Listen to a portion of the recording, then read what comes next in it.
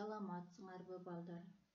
Бүгүн биз силер менен биргеликте мамлекеттик тил сабагынан ырыс алды ынтымак деген жомукту талкуулайбыз.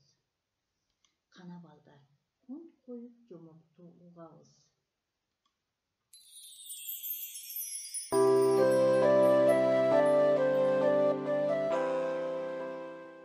Ырыс алды ынтымак. Качанdır bir кездерде акылман карыя болупту. Анын 9 уулу бар экен. Бирок балдары атасы айткан акылды укпай. Ар кимиси өз өзүнчө жүрүшөт. Элдер аларды шылдыктап күлүшөт. Чоңу кичинесин сабайт. Кичинеси чоңуна акырая карайт. Биримдиги жок. 9 баланы бөлөк кишилер уруп да кетет. Атасы балдарынын кылыгын көрүп кайгырып, акыл табууну ойлойт.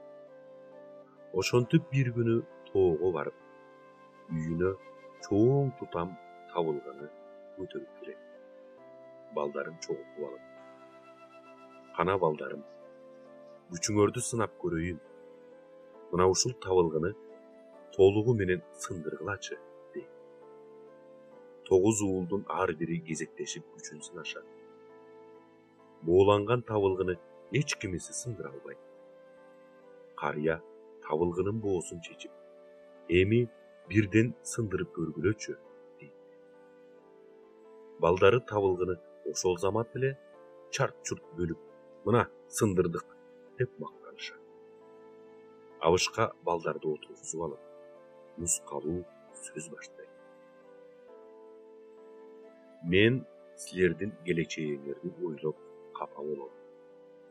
Душманыңар көп. Эгер ыркыңар жок болсо, душман силерди жанагы жалгыз табылгыдай бырча-бырча сындырып кетет. Ал эми бооланган табылгыдай бирдиктүү болсоңор, сындырмак түгүл, силерге эч ким батына да албайт. Менин айтаарым ушул" деди. Көп узабай карыя каза болот.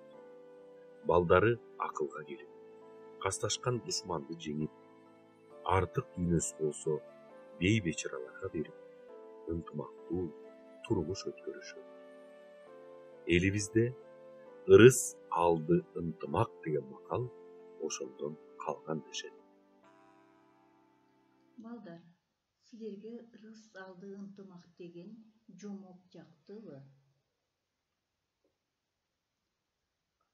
Анда эмесе силерге ырыс алды ынтымак деген жомок жакса, бардыгыбыз тең кластер түзөбүз. Абышка ынтымактуу, боорукер, сабырдуу, акылдуу, 9 уулу, ынтымаксыз, мээримсиз, акылсыз, ташбоор.